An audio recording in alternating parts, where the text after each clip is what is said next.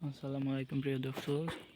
শুরু হয়ে গেল বাংলাদেশের প্রথম কালবৈশাখী ঝড়, যা এই মুহূর্তে চলছে বাংলাদেশের খুলনা, বরিশাল, কলাপাড়া এবং ভারতের কলকাতা, বালাসর, হাটহাজারীর দিকে এবং বাংলাদেশের ঢাকা, ময়মনসিংহ এগুলোকে, কুমিল্লা আংশিক মেঘলা আকাশ সহ আবহাওয়া শুষ্ক রয়েছে।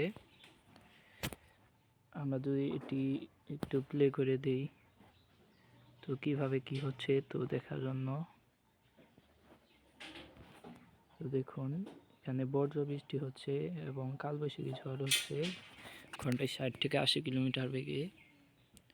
আপনারা কোখান থেকে আমাদের এই লাইভটি দেখছেন অবশ্যই কমেন্ট করে জানিয়ে দিবেন। আমরা যদি এখন বজ্রবিদ্যুৎ মোডে যাই তো দেখি বজ্রবিদ্যুৎ মোড কি বলছে। তো দেখুন, বজ্রবিদ্যুৎ মোডও বলছে এখানে বাংলাদেশের খুলনা, বরিশাল, কলাপাড়া সহ মেহেরপুর, রাজশাহী এবং ভারতের দিকে ঝড় বৃষ্টি রয়েছে। ভারতের কলকাতা সহ সেই ঝড় বৃষ্টি রয়েছে। আমরা যদি সমানের দিকে আরেকটু প্লে করি তো দেখা যাচ্ছে ভারতের কলকাতার দিকে বৃষ্টিপাত রয়েছে আজ 8টার সময়ও। যদি আগামীকাল চলে যাই, আগামীকাল দেখা যাচ্ছে বৃষ্টিপাতের প্রবণতা খুবই কম এবং 22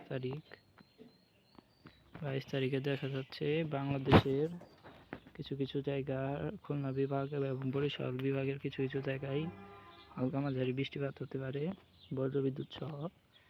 আর যদি 23 তারিখে যাই,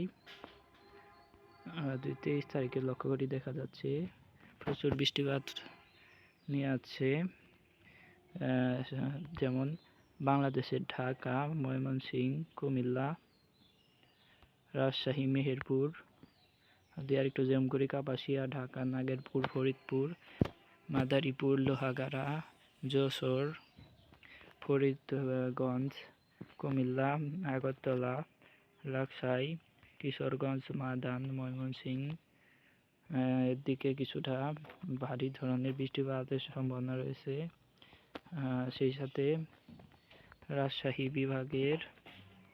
বাংলাদেশের রাজশাহী বিভাগের রাজশাহী, সিংড়া, পাবনা, মেহেরপুর,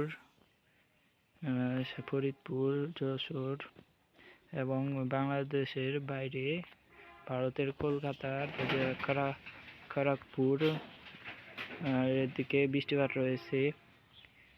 ভারী থেকে অতি ভারী বর্ষণ হতে পারে কালবৈশাখী সহ। আমরা যদি এটি বায়ুর ঝাপটা মোডে দেখি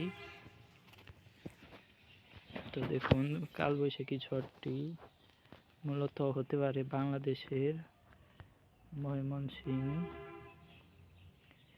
বিভাগের দিক দিয়ে যেতে পারে এই ঝড়টি। আমরা যদি এটি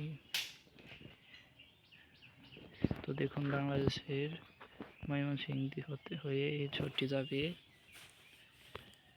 তো আমরা যদি এটিকে আরেকটু প্লে করি দেখা যাচ্ছে বৃষ্টিপাতের প্রবণতা কমে যাচ্ছে। যদি জুম আউট করে দেখি তো দেখা যাচ্ছে কোনো বৃষ্টিপাত নেই। আমরা যদি মাসের শেষে একদম 6 তারিখে চলে যাই, দেখা যাচ্ছে একটি নিম্নচাপ ভারতের দিকে চলে গেছে, ভারতের দক্ষিণ পশ্চিম অঞ্চলের দিকে চলে গেছে।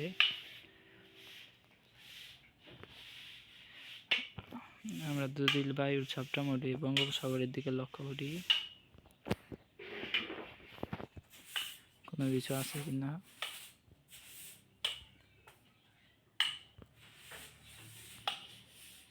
তো দেখা যাচ্ছে বাংলাদেশের বঙ্গোপসাগরে একটি নিম্নচাপ সৃষ্টি হতে পারে এবং সেটি বাংলাদেশে আসার আপাতত সম্ভাবনা নেই,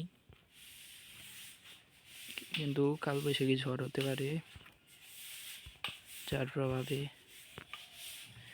জিএফএস মডেল দেখি তো তো দেখা যাচ্ছে একটি নিম্নচাপ